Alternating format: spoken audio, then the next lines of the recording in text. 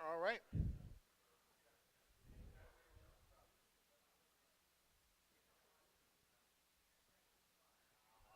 All right, let's. All righty, folks. Let's get started here.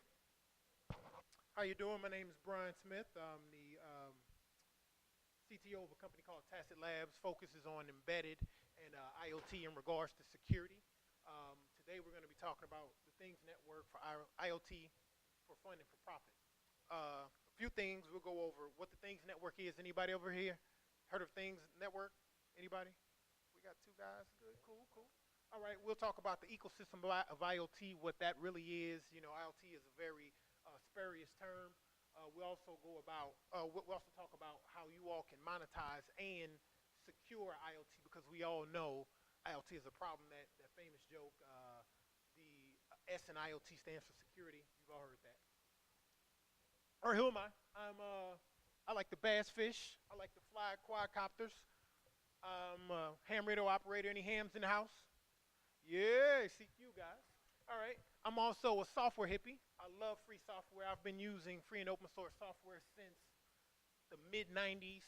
Started with Red Hat Hurricane. Anybody know anything about Hurricane in here? Okay. At any rate, I'm also a BSD guy too. So that's me on the personal note. But I'm also the initiator for the Things Network Orlando, and that is not a paid position or anything. This. So what I'm going to tell you all is going to be the truth. Nobody's paying me to tell you any of this stuff, and I'm here to try to get you all involved in the Things Network and tell you about how cool it is and what's actually happening in a major way in Europe, in outer space. In regards to the Things Network. So now the Things Network has a manifesto in regards to the use of the Things Network. The Things Network is built by a community of individuals, us. This is infrastructure, co-location, bandwidth that's donated by us, and it just falls under this manifesto in regards to, unfettered access to the network for things in regards to sensors, motes, MEM sensors, all of the types of things. And so there's some really cool use cases that I'll show you all as well in regards to utilization of the Things Network. But that's just a quick snippet of the manifesto, which is available online. And so it's all about neutrality and free access to the network and gateways on the network. Now, there is a bit of magic in regards to LoRaWAN versus other connectivity technologies. Just recently, a company called Swarm, they were the first to actually have the FCC move against them for basically stowing away satellites, on some other with some other payload. The FCC, they took their application and they said, you know what, we don't like the way this thing looks. But the Storm folks said, you know what, we're going to do it anyway. So they hooked up with some guys in India and literally stowed away like 4 satellites and just sent them up. These are little CubeSats. But one of the big things about, whoa, well, the big thing about what they did was they wanted to enable, if you see under that under the link of the technologies, Wi-Fi, LoRa, Bluetooth, LE. What they want to do is they want to use LoRaWAN, Wi-Fi, and Bluetooth, and provide coverage to places that are very remote, like out on the high seas and in remote locations. And so for them, this implementation was so important that they, basically, went against the FCC, which may put anything that they do in the future under some sort of scrutiny. But they're not the only ones.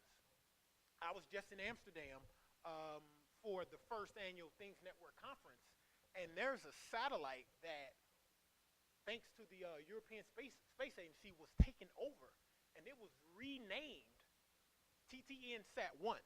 So that thing's got a software-defined radio on it, and so a payload was sent up to it to where it could actually communicate with LoRa packets, and as it flew over the conference, it literally beamed down this message: let's build this thing together.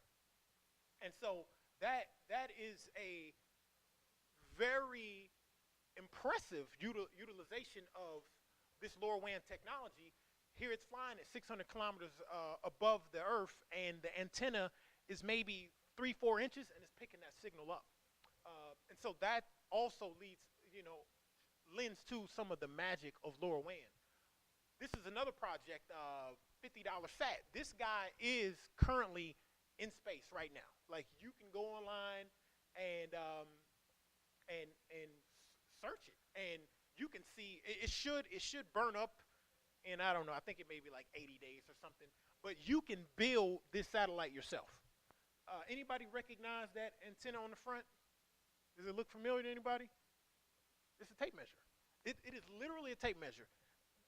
Literally a tape measure. So for $50, he built that whole payload. That is also in the CubeSat form factor, but it also communicates with LoRa and their uplink. They did a lot of testing with LoRa and actually set some records in regards to longest shoot. But in the end, they ended up using a different technology for the uplink, but they relied heavily on LoRa in the beginning stages to look at their uplink. But I mean, it was rigorously tested. But he built it. He didn't have a clean room. He built that in his garage, and all of the plans and everything to build that satellite are available on Google Drive. Like everything, you can build it tomorrow. Another company called Lacuna Space, Lacuna.space. Their initiative is to literally, in September-ish, launch a satellite that you can use to relay messages from the ground to space, right? And these are guys that are based out of Europe. So we haven't really heard, most of us haven't heard of LoRaWAN, but they've heard of it enough, and they're using it so prevalently that they need satellites with the technology. And so they'll actually be launching a service that'll integrate into the Things network that'll allow you to communicate with the satellite and be able to relay a message to some super remote area. But at the same time, there's a lot of hype. Many people have heard this number, 50 billion devices by 2020 in IoT. Some people say 70, some people say 100. It just depends on who you're talking to and what they're trying to sell. Now, we can get to pretty large numbers, but that's going to require us as a community to put those devices online that are secure and doing, some things that aren't just taking up a ton of bandwidth, because we will, with that number of devices, we will run into tons of bottlenecks. Also, 10 years of battery life, and this is a common figure that everybody's touting. Now, I personally wouldn't want to buy a device that's going to never get updated, and it's going to be, out in the field for 10 years. Like that doesn't even make sense. The mean time between failure for most things is like 5 years. So here you have IoT, which is very insecure as it is, and everybody keeps saying 10 years battery life, 10 years battery life, and nobody's saying anything about updates. And they also talk about how low the capital expenditures are and the operating expenditure. For LoRaWAN, being that it operates in the ISM band, which is the industrial, scientific, and medical band, it's free to use. So if you want to provide a private LoRaWAN network yourself, you can just fire it up. You buy a gateway, fire it up. It's not like cellular to where you have to own a slice of the spectrum, which costs multiple millions. It is true that the capital expenditure component is kind of low, but the operating expense component, if you do it securely, it's not as low as they're saying. So, unrealistic figures are being quoted. Laboratory condition cited is real world. Costs woefully underestimated. Oversimplification of the implementation. This is where we get into trouble, and I'll sort of highlight some of the devices that are getting us in trouble in the LoRaWAN space, because the rate of innovation is super fast. Because you can just use Arduino, you can download a sketch, put it in a product, and sell that thing, and it has zero security. There's no such thing as security in Arduino for the most part. There's just the Gartner Hype Cycle, which shows LoRaWAN is up there at the top, and it's starting to, get down to the trough. It's not starting to get down, but it's really. There was a saying that the only way up for LoRaWAN is down, because there's all of these grand expectations, but in the end, there's a reality as to what we can do, and it's still up there with a lot of the other IoT technologies as far as connectivity, but there's a lot left to be done in order to bring things more around to a realistic implementations. Okay, so now network accessibility or network connectivity is the most accessible. Now that's where the things network comes in. Ideally, we'd have tons of gateways here. In Europe, they started in 2015. Two guys met at a coffee shop after leaving a meetup about a private LoRaWAN network. Started with 10 gateways. Right now, it's like 3,000. Easy. And the majority of these are in Europe. Now, we may have 320, 340 or something like that in the US, but the rest of the gateways in Europe, even in Africa. There's not more gateways in Africa than there are in the US, but the density is greater. Over 60 countries are represented in regards to participants in this initiative. 40 million messages routed per day, that's a lot. Now, at that number of 3,200 gateways, the whole thing with the Things Network is that people are more important than the gateway. So that gateway is actually a person that donated, as I said, infrastructure, space, electricity, all of these things to enable smart cities, to enable the growth engine for various different incubators and startups. That number just in hardware is over $1 million in hardware. And that's if I took and I said the average device, the average gateway costs $300. Well, you can get gateways that are super cheap all the way down to $20, all the way up to $1,500, $3,000. So that is a massive number of gateways that are deployed to enable this Things Networks. 20,000 applications that are hosted on the Things Network. So this platform, I'll show you what an application is and how that whole thing works, but that is an astounding number as well. And 30,000 developers. At this point, it's in a stage to where if you're on the forum, you're most likely a developer. And so I believe that's where that number came from, because most people are making devices, they're soldering things, they're hacking. They're either civic hacking or they're people actually looking for commercial deployments based on LoRaWAN and using the Things Network. But what does, it's still kind of nebulous what the Things Network is. So first and foremost, this is one of the most successful use cases in regards to devices using LoRaWAN technology. It's a smart mousetrap, which, they say, oh, you build a better mousetrap. Well, they went and did it. So this mousetrap, actually, when the mouse gets in there, you get a little ping. Oh, the trap has been triggered. So that way, when there's some sort of emergency or a pop inspection, they don't show up and there's this big old hairy rat in the trap, right? And so a lot of businesses can immediately see the use case for that, and it's the most successful one. Here you've got Honeybee, right? Bees are dying. That's a big deal. I like honey. With Honeybee, they actually it's more or less an environmental sensor for the beehive that you just slide in there, and you can monitor the conditions inside of the beehive using LoRaWAN. And to make that device, it's pretty low cost. This is another company, Avalon. That is an augmented reality environment sensor. It's a comfort sensor is what they call it.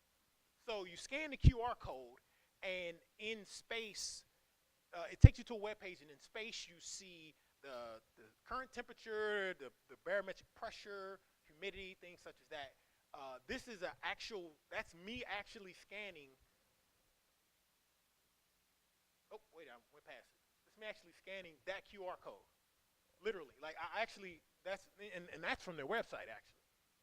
But I've seen them in person, and so in there it'll tell you where you are in the building. You can get all this historical information over the period of the time that's been monitoring. But this one is really, really important here. This is in New York. It's called Heatseeker.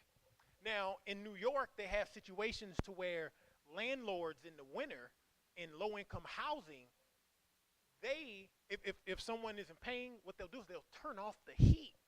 They'll turn the heat off to drive them out. And so what they did with Heatseeker, they said, okay, well, that's against the law first and foremost. They have, by law, there's a certain temperature that the housing should be. And so initially, the homeowners that felt that their landlord was cutting off the heat, they would have to, they'd have to keep a log, you know, every day while being cold in the house, and then have it in a certain form, submit that. Well, with Heatseeker, they put these sensors, which that little sensor, that's a DHT22. It's like, I don't know, like $3. It costs nothing. And that's what's on the inside of this case right there, right? And that's enabling communities to stay warm. I mean, this is like a big deal. So before they were monitoring a building, and then they got a whole new batch of sensors, and that was the mean temperature, 61 degrees. And then they made an announcement. They said, okay, we put in more sensors, you know, just to let the landlord know. A week later, that was the average temperature in that building, 10 degrees. That's dramatic. But they still had 229 violations. And so that's a real world use case that, you know, we know is pretty critical. They've actually had lawsuits that were filed due to Heatseeker, you know, utilizing LoRaWAN. See, the fact that they can create these devices and put them in the field and then not have to worry about paying for the connectivity component, it enables use cases like this for you know, low-income families to where they don't pay for this at all, you know, and the bandwidth and everything is donated by individuals. So, you know, and that's just a basic boilerplate statement in regards to what the Things Network is. Decentralized community run network with the goal in mind for providing IoT devices unrestricted access to the internet. And global is not an understatement. So this is what the map currently looks like right now. And right in there, it all started in Amsterdam. So like right in there is Amsterdam. Right now you see, and this is maybe like a week old, you see almost 2,800 gateways. And that's, you know, at a glance. Now when you zoom in, super density. So you have companies that are creating products and just saying, well, we know there's connectivity everywhere. We know there's going to be connectivity, so let's just provision it for the Things Network, send that thing out, and it just connects. This is the U.S. And naturally, this is Florida. And that 6 isn't representative. Like one of those gateways is the one that I have here. There's one other guy in Orlando, and you know, that's what we've got. We're in trouble, right? You know, in regards to smart city initiatives and being a growth engine for innovation, when you have this, you need to put satellites in space with LoRaWAN. When you've got this, we just need people to bring up gateways and, you know, get online. So another thing about LoRaWAN that's pretty interesting is that with the size of the devices and the power footprint, it gets dramatically long range. And so inside of that is the LoRaWAN technology itself that actually makes this possible. It's kind of special. It uses a thing called chirp spread spectrum, which was initially designed by the military for radar. On top of that, it uses a thing called adaptive data rate. So adaptive data rate means that if I'm close to this device and I put my little sensor, let's just say I got this guy right here, which is transmitting. It starts off at one rate, and then it says, well, you know what? I can be more efficient with the bandwidth usage. And so then it goes to a lower rate and a lower rate and a lower rate to the point to where it's utilizing the airspace appropriately instead of it just, you know, spamming the spectrum. It also uses I say multiple spreading factors. So a spreading factor is the thing that the data is the data rate for the most part. And so this is really simple, right? I hate diagrams, but I got like a couple of them. So right here, this is your sensor, right? And the gateway, which I've got down here on the floor, this gateway is pretty dumb. You know, the sensor just sends the packet up. The gateway doesn't know anything about the device. It just sends it, and the gateway captures it and sends it to that network server. The gateway doesn't block, it doesn't drop, it doesn't do anything. Whatever packets are out there, it's gonna receive it. It's scanning on multiple channels simultaneously, eight different channels, and on various different spreading factors. And so the network server is the thing that discriminates. And the network server can say, well, as I look at this packet, this address, I don't want to forward this. I'm just going to drop it. And or, you got a question there? Oh, so I'm going to get to that. So in the ISM bands here, yeah. So they call it US 915, but it's really like depending on which subband. There's 64 channels, well 64 subbands. Well, 8 subbands, I'm sorry, which is 64 channels. And in the Things Network, we use subband 1, which is subband 2, if you count from 0. And that one is like 902 megs, 923 megahertz to like almost 906 or something like that. And so, but yeah, so as I was saying, if it does forward that packet along, it sends it to the application server, and that's where all of the fancy stuff happens. And so here's just another one that I put this in there just because it looks better than the other one. But it's pretty much the same thing.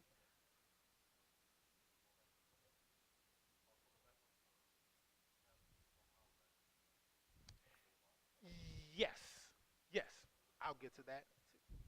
And so that's where I've got provisioning devices. Oh yeah, okay, yeah. So and so there's security, AES 128, which really means nothing, right? The implementation can be insecure, the device can be insecure. There's a lot of things that can make the security component fall apart. Here's yet another one, but this gives you some other use cases that people actually are deploying in regards to pet tracking, smoke alarms, water meters, trash containers. And so there's a really big company that got this crazy C-series funding in Europe, and I mean they're doing a grand using this technology, and they're not paying for connectivity, which any of us can do. Any of us can do this. This is more or less a big dog versus little dog scenario, because right now in the IoT space, the cellular folks are coming out big and bold, whereas and they own that spectrum, and we can't touch that. Whereas this, we can deploy ourselves and have a commercial offering. And now in the application, you've got different integrations, and so a lot of people have heard of IFTT, if this then that. Like you can connect already existing devices, whether it be some sort of smart home gateway. You've got an HTTP integration. You've got data storage, and that data storage integration saves the data for you, and also has a REST API that you can use curl or whatever to query devices and also push information down to the device. Colos is pretty cool. That is, I'll talk a little more about that as well. That is a collaborative geolocation. So here you have devices that are the size of a penny that enable geolocation natively. No need for GPS, no need for adding anything additional. So that opens up the use case spectrum dramatically, because here you have a super low power, low footprint device that you can locate, without adding additional hardware. Here's another network server. This one, this is another public network. It's called LoRiot.io, and LoRiot has some additional integrations. I figured I'd just throw that in there because, you know, I mean, I like the things network more, but at the same time, it's not the only public network. This is the only other public network that gives you something free. Now, as far as frequency, as I said before, with Lorawan, in the U.S., we use what they call it US 915, but it's not really 915 megahertz. But in other countries, they also have different limitations in regards to duty cycle, time on air. Here, we don't have a duty cycle limitation. We just have what they call a dwell limit. So where if you're transmitting on air, the max you can transmit is 400 milliseconds. Above that, you've got, you know, the LoRa modulation and the MAC. Right now, what's important to look at here is the Class A and Class C devices. A Class A device are most devices that they just transmit whenever they want to transmit, and after they transmit, there's a opportunity for a downlink. And if they don't transmit, there's no downlink window, and so that is the most efficient. Class C devices are ones that are continuously transmitting and listening, and so you have like street lights and things such as that that are Class C devices. And here's what a literal chirp looks like. And if you heard it, it's chirp chirp. It literally sounds like a chirp. It's hopping across frequencies, which makes that super resilient to noise. I think it's something like 23 dB above the noise floor. So you can have real quick, you can have a sensor in a storage container that's all metal and it still be shooting that signal out. In my home, if I put this gateway against the wall, it'll go out through 2 layers of block, bunches of walls, and still go about 800 meters.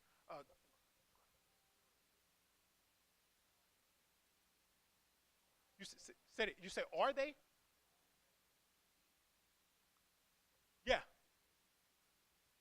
Oh yeah. You're not supposed to be doing anything down there. Yeah, you get yourself in trouble. So yeah, stay. You know, and two, when you buy modules, the module will be a U.S. module.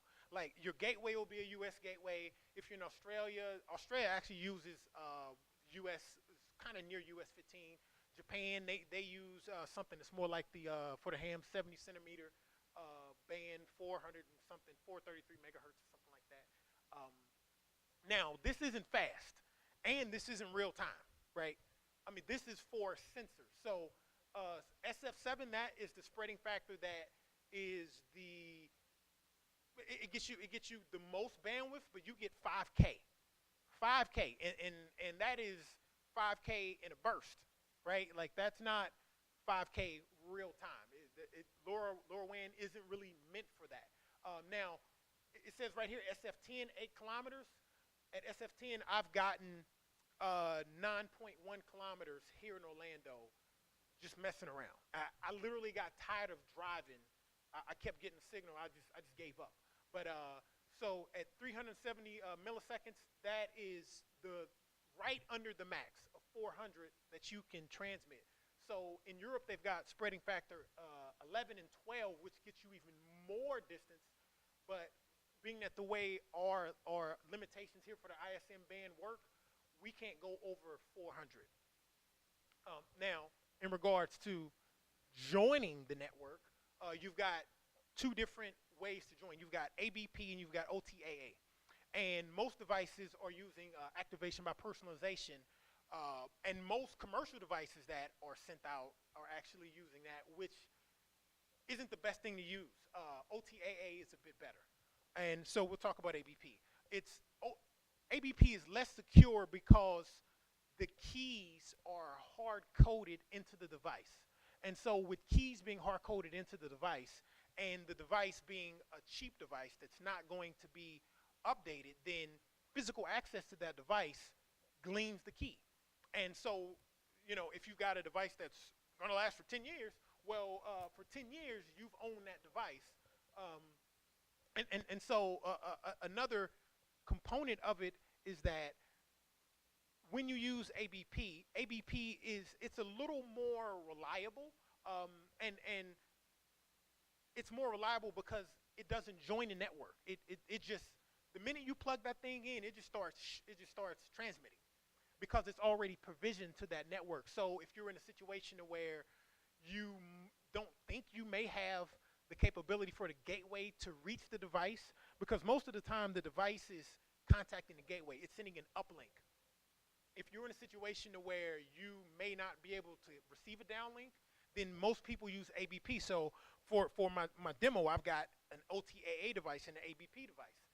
The ABP device is going to just work. Like, I plug it in, and it's just going to work. The OTAA device, sometimes in regards to the join, because it requires a downlink, depending on what's going on, with the band, sometimes things don't work all the way initially, but it's more secure. Now, the key is the keys that are provisioned inside of it. One of them is the network key, and the network key handles the encryption between the node or the device and the network server. And then additionally, you've got the apps key, and the apps key is the one that handles the encryption of the payload, the encryption and decryption of the payload. And I'll show you what a payload sort of looks like. And I already said that since it's already provisioned, there's really no need to join a network, which can be contentious at times, especially when you've got it deployed in the field. When you've got devices in the field, you actually tend to bring a gateway with you, remotely have a gateway. The gateway, the other sites where the gateways are may be far off, but you'll take a gateway right there on spot because you want the devices to join fast, and then once they join, they act as if they're an ABP device, but once they lose that join or the join expires, you can make it expire, then they get a new set of keys, which makes it more secure. OTAA, once again, it's more secure. It can support roaming, so the ABP device that's been provisioned using ABP, it is locked to that network. The network's key and the app key, those things are meant for that network. So there is no changing it for the most part. Now, yeah, you could have some sort of mechanism in play that allows you to do it, but most people, when they send the devices out and they're using ABP, they don't have that mechanism in place. As I said, a really cool thing about OTAA is that those keys are dynamically assigned and they expire for the most part. If the device restarts, once it starts to join, it gets new keys, which definitely makes it way more secure, especially if that device gets into someone else's hands. There are a lot of things that you can do to mitigate them from, triggering different events. Yeah, it rejoins every time the device starts, and as I said, it's less reliable in the sense of when you've got a device out in the field, but it still works pretty well.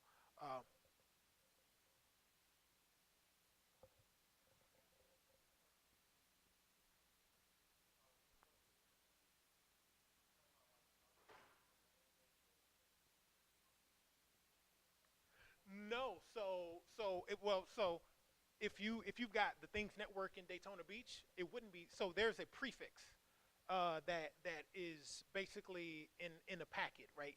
There's a prefix that says 026 is my network. Now, if you say, well, you know what? They're doing some funky stuff over there at the Things Network. I want to run my own network, or I want to join whoever else. Comcast has a network in certain parts of the Midwest and throughout the U.S. And you say, I want to join to it's called Machine Q. Then you can, if they have the newer version of the of LoRa servers, they can send your device a re-authenticate or rejoin, and then it rejoins. And being that it's now got a new network key, a new app key, it can communicate with that new network. If you just go to a different location, if you have the Things Network or that same network available, then it works fine. There's no need to go through that step. Say again, please. Beacon, that's Beacon 0 right here. Yeah, long range. So here, before I went out and did a test, I did a like a path study or profile analysis in regards to what it might look like and what type of distance I should get. I did another one because it showed that I was going through trees, and so generally they say, oh yeah, to get 10 kilometers or whatever, or to get the most distance, you need line of sight, but you've also got a thing called near line of sight. And so then too, they've got a thing, so you see that red band, that's a Fresnel zone, and so anything in that zone attenuates the signal, but yet and still, and that's a radiation pattern that is presumptuous. The modeling believes that is the type of radiation pattern and coverage that I would get. So I'm in Lake Nona, and I'm right about there. And so what I did was I used an app. It's a free app, and the code to this app is on GitHub. There's an iOS and an Android version. It's called TTAmapper. So you install TTAmapper. You've got your node ready, and you drive around, and as the gateway, some gateway receives a packet, you get a audible ping, boing, and that actually maps it out for you to where you can go online at TTAmapper.org and see visually the how many times it connected, or not connected, how many times packets were received, and what the distribution looks like, and the spreading factor. So kind of bright, but you can see these little dots in there. All of these dots are packets received, and that was like the first test. And you know, as I said, the gateway's about right there. Out here, this is about, I don't know, about 6 kilometers. That's about 4 or 5, and at that time it was on my roof. It was at about 8 meters up. The gateway was, and you know, that's pretty good. Now then I did another test, and this shot right here, that was 9.1 kilometers. That is like through the airport, and you know, anybody been to the post office there by the airport? This is right off of Trayport Drive, and that's a 9.1 kilometer shot with 25 milliwatts of power. I mean, that's like, it's pretty much nothing. And the antenna that I was using was a piece of wire. I think it was like an 8-inch piece of wire and I was in my car also. I'm in the car. I'm not like laying on the roof or anything. I'm in the car and driving around, and 9.1 kilometers. In nodes, highly affordable. So the devices that you can use, this is your basic ESP 8266, and that little thing, that is a antenna right there. That's an antenna. This guy right here is a LoRa module that is soldered to the bottom. That's a Wemo Mini. That's just another picture. And as you see right there, you know, if you use AliExpress or even if you use Amazon, you can build a node that will communicate with and be a LoRaWAN for maybe, it can be $6, it could be 12, 15, it could be 20. You know, and so on the gateway end of things, because unless you come driving by my house, there's some other guy in Orlando that has a gateway too. It's kind of up and down. Unless you come driving in Lake Nona, you might not have connectivity, so you may, you know, ideally some of you guys would help out, throw up a gateway. And so there's a couple of routes that you can go. A lot of people were building, especially in Europe, they're building Raspberry Pi-based gateways. If you go the Raspberry Pi route, it's great to do. It's great to get your hands dirty, but the reality is that for $255, right? And so this is the kit without the Raspberry Pi. For $255, you buy that thing and out of the box. You plug it in and you say, I want to connect to TTN. You make an account on the Things Network. You put in two strings. One is like the name of the gateway, and the other's like the little gateway authentication code password, and it's on the network. And so if you look at cost right there, this makes more sense than this. Now, if you really want to get dirty, go with this guy, right? Because you'll learn a lot. You'll fail quite a bit, but you'll get it working, and you'll get a better grasp for what is actually going on on the network server side, the concentrator. This obscures a lot of the magic that happens inside of the box. Now, on the other end, if you want something that's going to give you a little more accuracy in regards to time stamping, it's got an FPGA in there that's doing some pretty cool stuff. That if you want to do geolocation, this guy right here, which is kind of hard to see, it should be around $800. This is the Multitech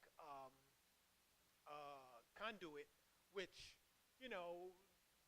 that's the spectrum pretty much. There are a lot of devices in between, but I think you all will be best suited for going with either one of these.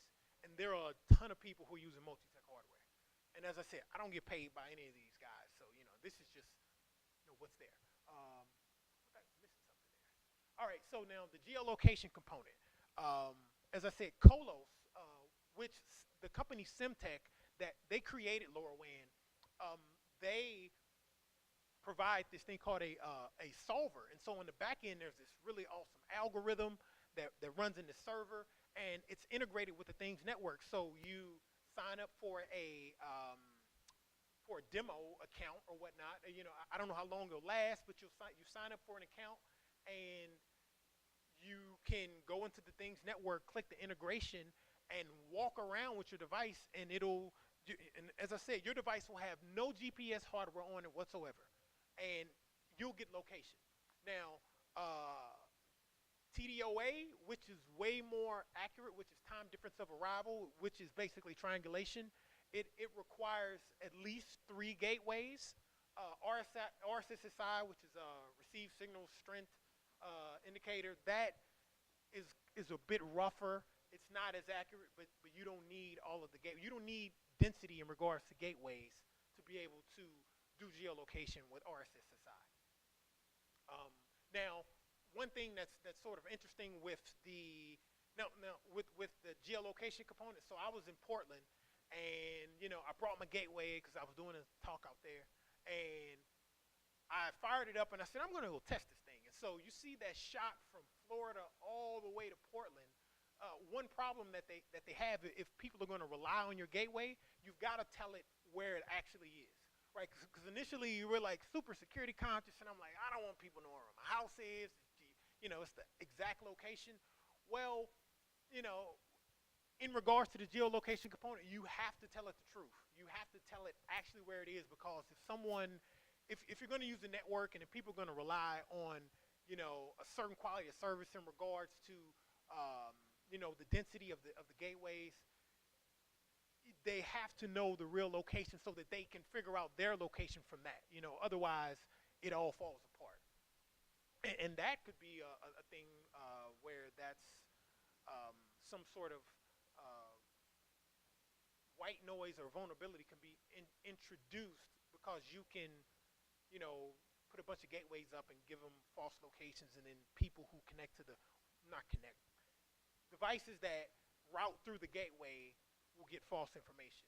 And so this is what the integration looks like when you log into TTN, or you use a platform called My Devices, and you can literally watch the device move around.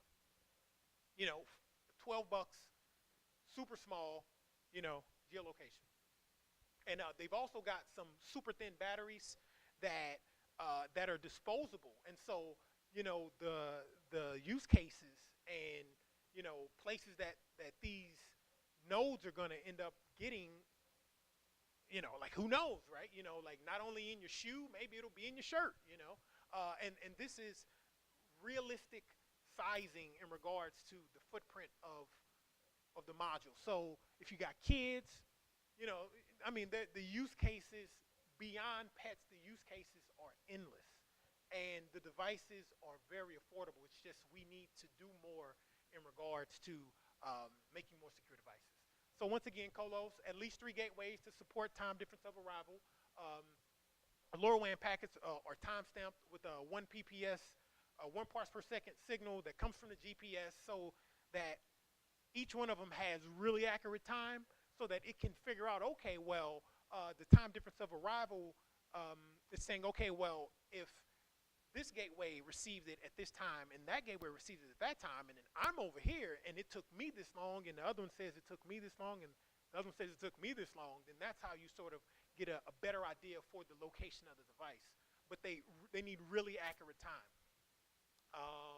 You can also augment the device with Wi-Fi or Bluetooth geolocation for better accuracy. But I like the fact that you can do geolocation without anything additional.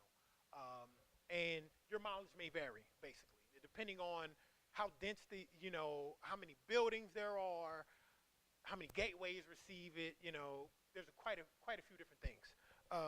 So before I do this quick little demo, I just want to show these things because the demo is going to be kind of short. So in the security space, there's a paper, or there are several papers by these guys, and they cover a lot of the jamming attacks that you can do with LoRaWAN, some of the device level attacks in regards to, I don't want to pick on the guys with the Mousetrap, but most devices are insecure, just like that one may be, to where they'll have serial open, and you can just take an FTDI and RX and TX and read. Once you restart it, you can see the keys. And so once you can see the keys, you can emulate the device very easily. Now, geeks, anytime you can wear some hardware, we're going to do it. So this guy, this is made by Serac. It's called the Serac Explorer. It's got a microchip right here. That's a secure element. And so with that, you can store the keys in a secure place to where no one's going to be able to read it except for your application, and everybody's happy. It's got Bluetooth. It's Bluetooth low energy and LoRa. And that's the direction that we should be going in hardware. All devices should have a secure element on them for IoT, period. If you don't, then we all know the lessons. We all know the problems. Another picture. There's another device, which is a Adafruit Feather. It supports the Minute bootloader. I'm going to talk fast here. So Minute, the whole point of this operating system is for secure IoT, and it's a real-time embedded operating system. So instead of just using Arduino, you can use this. It's got a full LoRaWAN stack. It's got Bluetooth. It can do quite a few things. But the awesome thing about Minute, this company, they actually, Florida Power and Light, they've got devices out in the field that were made by the guys that left the company and started this other company called Runtime. So they've got this super secure bootloader where the bootloader is in one slot, which should be immutable lockdown. Slot 0 takes your image, and slot 1 could be your update image. And so you boot from slot 0 at all points. And if you want to send a firmware over there update, it's copied into the scratch into slot 1, and then that's swapped with slot 0 into scratch, and vice versa. And so you have a secure bootloader that can sign images and verify, right? Well, you can sign an image for the bootloader, and then the bootloader can verify. That way someone didn't, swap the bootloader out on you or swap your OS. And so Zephyr is another project. This is a Linux Foundation project that's focused on security. And they also use the bootloader that is from the Zephyr project. Riot OS, that's another real-time operating system that can also use that bootloader.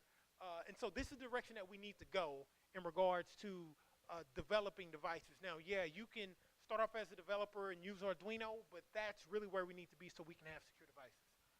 Other things they're doing, they're looking at IPv6 over low-power wide area networks. Guys are running a blockchain. Like, if you look that guy's name up, you can run blockchain on Things Network right now. The version 2 gateways from Semtech, more accurate, better geolocation components. multicast is what you use to do firmware over the air updates, which we need. So even if you have an operating system that supports firmware over the air, if the network doesn't support it, it does you no good, right? And so the Things Network, they're releasing V3 of the network here, which will have a lot of the latest updates in the protocol of the Lorawan. And lastly, there's a group that's together that are trying to create a certification mark in regards to if you're going to do an IoT deployment, these are things that you should do. That way, security is tantamount and a bunch of other prerequisites, to where we're not putting a bunch of, vulnerable devices online, because once you start doing IPv6 over things like this, and already with what we have with other low power technologies, it gets really ugly. All right, so alrighty, let's see if I can jump in this really fast. All right, so right now, hopefully, I'm on the internet. All right, yeah, I'm on the internet, and I don't see any traffic, which doesn't make sense. So let me restart these guys. So right now I'm in the Things Network console, and so I go to gateways, which Beacon 0 is the name of my gateway right here, and it says that it's connected. All right, boom. All right, so I just restarted this guy. This guy right here is communicating with ABP. It just, let's see if we can get that bigger over here. All right, so you see the packets come in. I've got them coming in every 4 seconds. And right here on the side, you can see that you can see the size of the payload. And then once you drill into the application, I've got one here that it's got these two devices. And in it, hold on 1 second here. Let me get a new tab open. And then I want to show you real fast what a OTAA join looks like.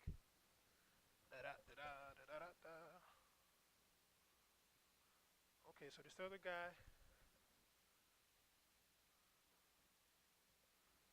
if it'll work. All right, so right there you see this. That's a join request right there. This is the accepted join request. And now it should be, you see 2 different device addresses. Now, what you have over here in the application is, I should be seeing data, which I don't see. Well, let's hop over here real fast. Let's see if that is updating. So this is a panel that is just created, right? So this is a site called mydevices.com. And so I didn't code any of this, right? There's a thing called Cayenne low power payload. And so this library allows you to send basically payload in certain formats. And so, yeah, so it's updating right now. So I've got pressure, I've got temperature, I've got humidity, battery life, and there's also an LED. Let me see if I can, both of these have an LED so where you can test like downlink. Let me see, it should come on at some point. Or will it? Let's see if this other one comes on.